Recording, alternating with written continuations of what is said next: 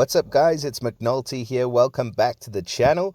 I hope you guys are all doing well. And again, it is a really busy Monday. We have the contest of elements, the Fire Super Elemental, the Covenant quest, and the War of Three Kingdoms.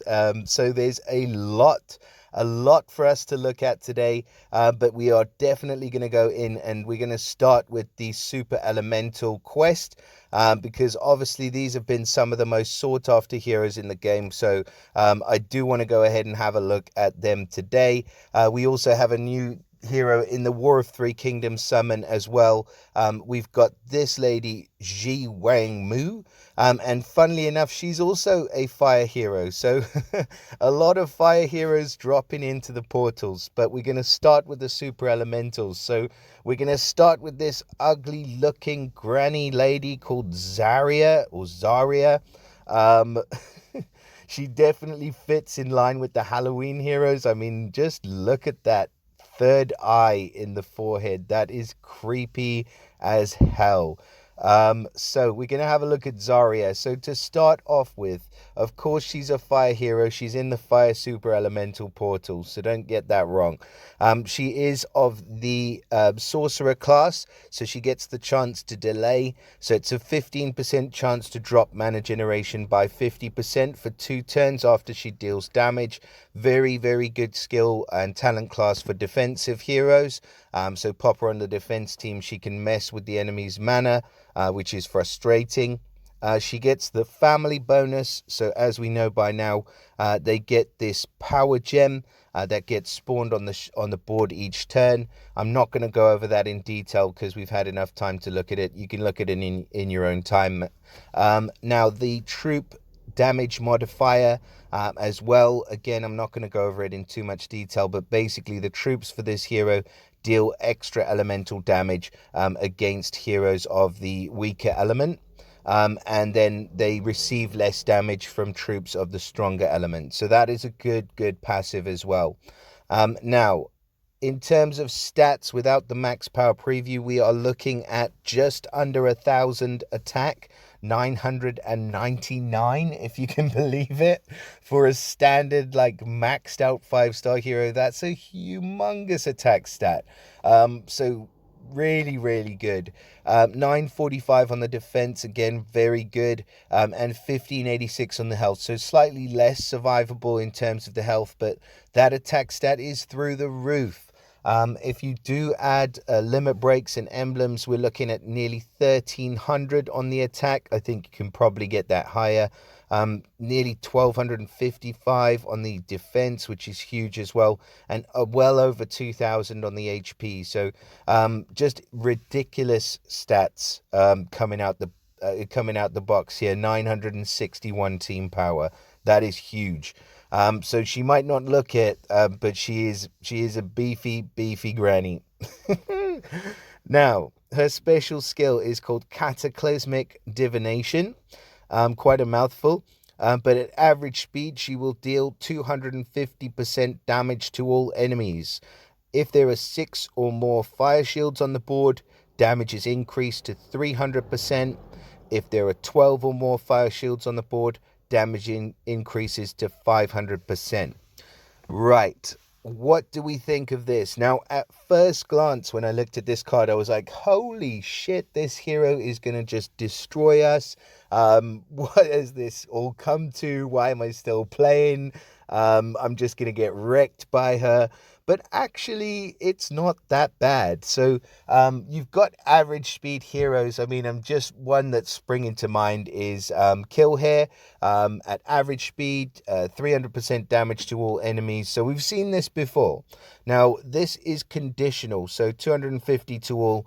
The biggest factor with this, I wanted to say chick, but I'm not going to. But with Zaria, for a second, is that she deals 250% damage with that higher attack stat. So the biggest difference is that her attack stat is going to mean that hits quite a bit harder than other heroes like Killhair, for example. So just watch out. So if there are 6 or more fire shields, it's going to be 300% damage. That is going to happen quite a lot. So it's not too difficult to get 6 fire shields on the board. So you're going to find that she's probably going to be dealing 300% damage most times that you fire her. Now, if by chance you are lucky enough if you're on attack, or stupid enough if you're in defense and you haven't managed your board correctly, to have 12 or more fire shields on the board, then your whole team is going to get whacked for 500%, and that is just going to be pretty much game over. So she is a straightforward hero. She's a damage dealer. That is her primary function, her only function. I would say be careful if you put her on a defensive team, because somebody's going to come up against you and bring counterattack. They're going to purposefully maybe put Cyprian on there, or Sif with the damage reduction as well, or, any one of these heroes that do counter and damage reduction. And then they're going to go up against her and just allow her to suicide herself on the whole team. So, it's an interesting hero. I mean, she can be extremely good as part of an attack team, and my eyes are watering still at looking at that attack stat. But yeah, she's going to deal some serious damage. But you need to be careful who you're bringing her up against. She doesn't bypass. So if counterattacks up, or if there are massive defensive buffs up on the enemy team, then that's gonna factor in. It's gonna work against her. Where she will work well is against heroes that reflect, because there's no ailments to reflect. So in wars like Equalizer War and things like that, she's probably going to be a pretty damn good hero in those. So yeah, kind of a mixed bag for Zaria, actually, funnily enough. But I do like her, don't get me wrong. I think she's a pretty hardcore damage dealing hero. But I do think that she can be easily dealt with, unfortunately, because there are some heroes. I would especially say counterattack heroes are going to be extremely effective against her. So congrats if you did manage to pull this hero. I think she's an absolute beast, both in looks and in what she does. Now, we do also have another hero in here, and I wasn't aware of this, until I went in. But there is a 4-star hero in this portal, and we love the new elemental 4-stars. So we're going to have a look at Nova. So Nova is of the Druid class. Okay, so she gets a chance to spawn a little minion, which is okay. I mean, it's just a bit of a meat shield, to be fair. After she receives damage, she gets the same elemental family bonus with the power gems, and the same passive with the troop damage modifiers. She benefits from the defense up ether talent, which is important, because it means that she's going to be more survivable. So I do like that. And especially, when I look at these 4-stars, I think about how they're going to sort of stack up against, the big boys, the 5-star heroes. And I think that defense up is definitely going to help Nova in that respect. Stats wise, actually really good. She's quite defensively built.